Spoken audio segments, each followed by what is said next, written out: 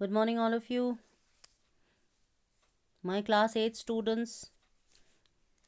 Once again, I am back with history lesson.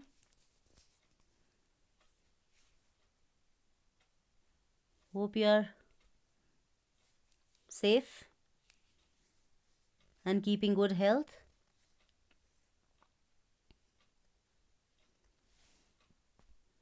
Now, here I would be taking up chapter 5, When People Rebel, for which I had posted a preview, so as you may have the feel of the chapter. Hope you have gone through this chapter in that module. It would be giving you a glimpse. Now, here we would be discussing this chapter at length. Now, let me introduce this chapter to you. The introduction begins from chapter 2, wherein we were talking about British policies. And what were they? Much talked about doctrine of lapse and subsidiary lines. And gradually coming to the next chapter, wherein land revenue systems were introduced. Rayatwari system, Mehelwari system, permanent settlement, and so on and so forth.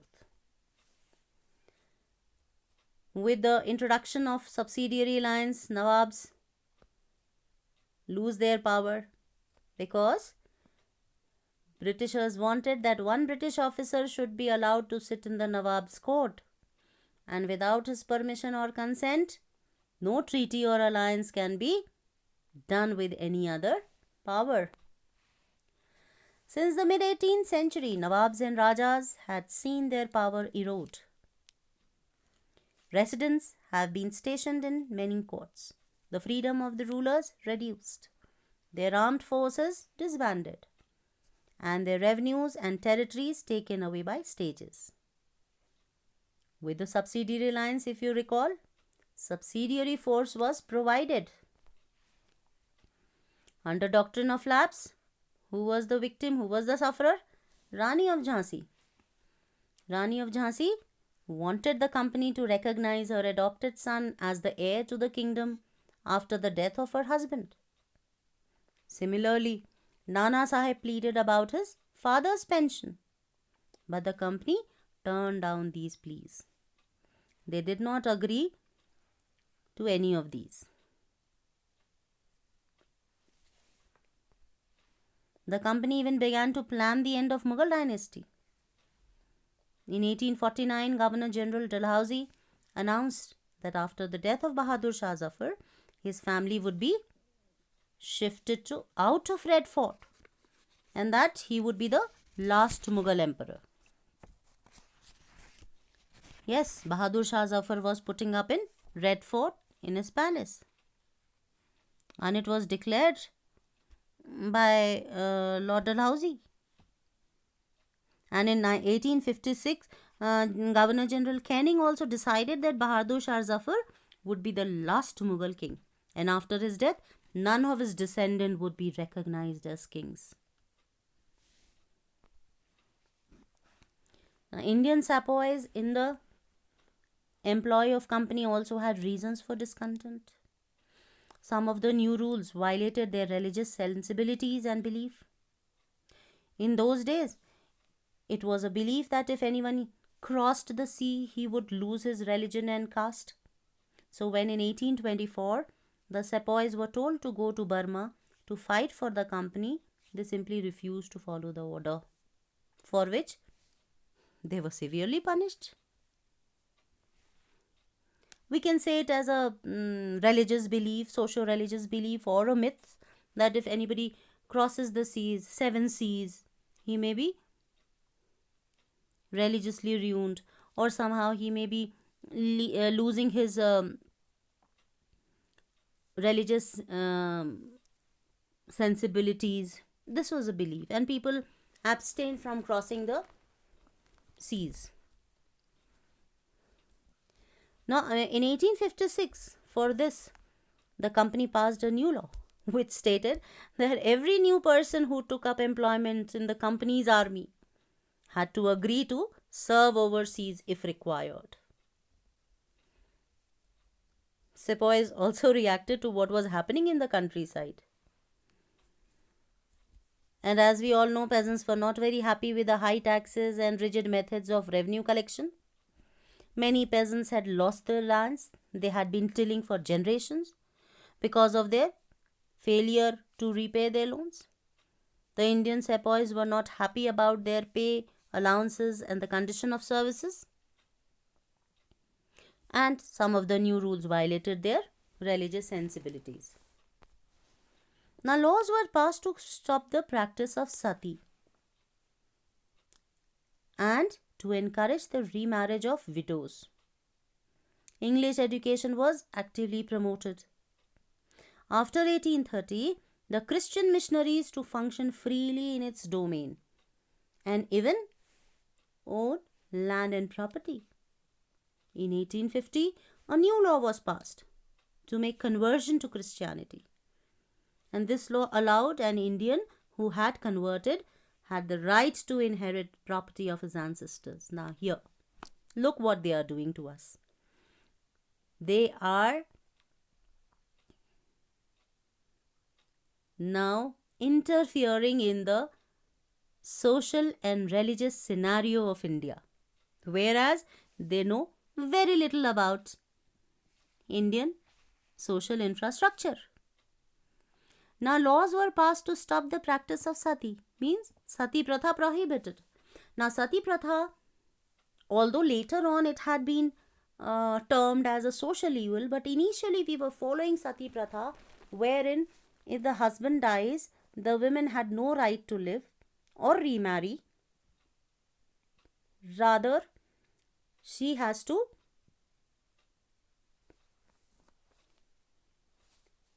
immolate herself, or she was burnt on the funeral pyre of her husband, along with her husband rather. But here the Britishers stopped this practice and encouraged remarriage of widows. Then they also introduced English education. Schools were teaching in the medium of English. And reason being why? Because they wanted them as capable to work as subordinates for British paramountcy, not on the key or prized posts. Can you understand that? Also the conversion to Christianity. It was in 1850 that a new law was passed that making conversion to Christianity, and this was something many a times if you happen to discuss with anybody about the struggle for independence at large, they talk about that. Yes, they were not most of the Indians were not sending their children to English medium schools, believing that they may be converted to Christian. The Christianity was being promoted through schools. Christian missionaries were functional, and the law of inheritance was given to them. Many Indians began to feel that the British were destroying their religion, their social customs, and their traditional way of life. Although we believe that Britishers knew very less about social customs of Indians. So a mutiny becomes a popular rebellion. Sepoys mutinied in several places, beginning from Meerut, and people from different sections rose up in rebellion. Now, people from different sections means different sections, different parts of the country. Although we know that during those days there was no mode of communication. Though the struggles between rulers and ruled are not unusual sometimes, such struggles become quite widespread as popular resistance so that the power of the states break down. Now on 29th March 1857, a young soldier, Mangal Pandey, was hanged to death for attacking his officers in Barakpur. Barakpur is in Bengal. Few days later, there was a rumor that cartridges were greased with cow and pig fat. So the sepoys of the Meerut regiment refused to do the army drill using the new cartridges. Now, this was a major issue, which later on we would find that this became the immediate cause of the revolt. As we all know, that we Hindus worship cow, and Muslims, they abstain from pig. Anyways, now 85 sepoys were dismissed from service and sentenced to 10 years of jail for disobeying their officers. This happened on 9th May 1857. On 10th May, soldiers marched to the jail in Meerut and released the imprisoned sepoys. They attacked and killed British officers and captured guns and ammunition and set fire to the buildings, and finally they declared war. Now, at the same time, they had something on their minds, that if we are declaring war and we are wanting the Britishers to be ousted from India, now who else is going to take the charge? And the only answer to their question was Mughal Emperor Bahadur Shah Zafar. The rebellion spreads, regiment after regiment mutinied and took off to join other troops at nodal points like Delhi, Kanpur and Lucknow. Nana Sahib, the adopted son of late Peshwa Baji Rao, who lived near Kanpur, gathered armed forces.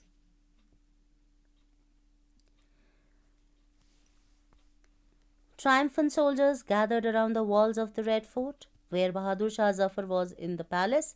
They wanted him to proclaim as their leader. The Mughal dynasty had ruled over a very large part of the country, and so he accepted the demand. British had not accepted this to happen. They expected that, of course, Indians are rebellious, but they may not go to that extent. And Bahadur Shah Zafar's acceptance changed the entire scenario. It was there that the Britishers thought that the disturbance caused by the issue of cartridges would gradually die down. Often people see an alternative possibility. They feel inspired and enthused. It gives them the courage, hope and confidence. This was all when Bahadur Shah Zafar's decision to bless the rebellion changed. It changed the entire scenario. And the Britishers were taken aback. Bahadur Shah Zafar, although he was quite old enough and he was not in a position to take the charge, but somehow he agreed to it. Nana Sahib proclaimed himself Peshwa. He declared that he was the governor under Emperor Bahadur Shah Zafar. In Lucknow, Birjis Qadr, the son of deposed Nawab Wajid Ali Shah, was proclaimed the new Nawab. His mother, Begum Hazrat Mahal, took an active part in organizing the uprising against the British. In Jhansi, Rani Lakshmi Bai joined the rebel sepoys and along with Tatya Tope fought the British. We have seen it here. And along with it, without mentioning this, it would be quite mean of us that in Mandla region of Madhya Pradesh, Rani Avanti Bhai Lodi of Ramgarh raised and led an army of 4,000 regiments against the British, who had taken over the administration of her state. The British were greatly outnumbered by the rebel forces. Now here, Nana Sahib Peshwa.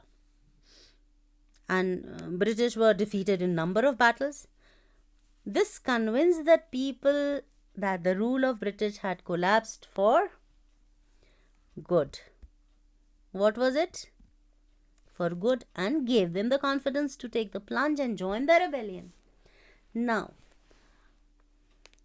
leaving it here, we get on to the revolt of 1857. What were the major causes? One we have talked about, few we have talked about, of course, that social religious reforms where British barged in. Then about the atrocities over the peasants and sepoys. Now we would be giving them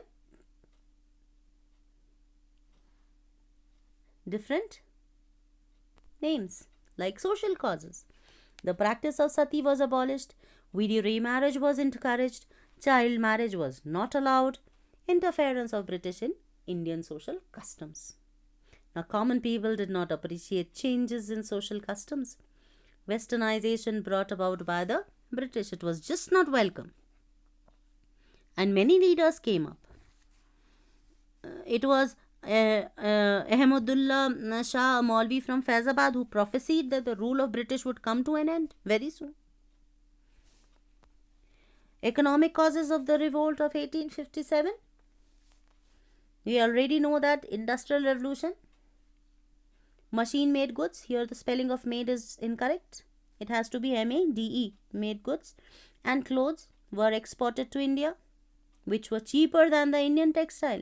So as a result, Indian textile industry was in a bad phase. Weavers were losing their jobs. It has to be 1S. Unfavorable policy of British. Then custom duties were imposed on Indian goods exported to Britain. This was leading to drain of wealth. The British had drained India of all her wealth and natural resources by selfish economic policies. For example, the taxes collected by the government were utilized by the British to pay them salaries. They were using our own money. And as we all know, the sepoys, they were at the mercy of the British. Military causes. Low salary. Highest post given to Indians was Subedar. No special allowance was given. They were forced to take pledge for fighting outside the country, like they were being sent to Burma. Now they cannot refuse anymore. At the same time, Indian soldiers were not allowed to exhibit their religious sentiments. Like as if they are going on a war front, on a battlefield, they worshipped God or touched the feet of Mother Goddess, and they used to put tilak on their forehead. They were not allowed. Even the Muslims, they were not even allowed to wear those armbands, which was believed to be very auspicious for them. And at the same time, they were not given any prized posts. They were not being posted on the crucial areas like where the artillery was kept.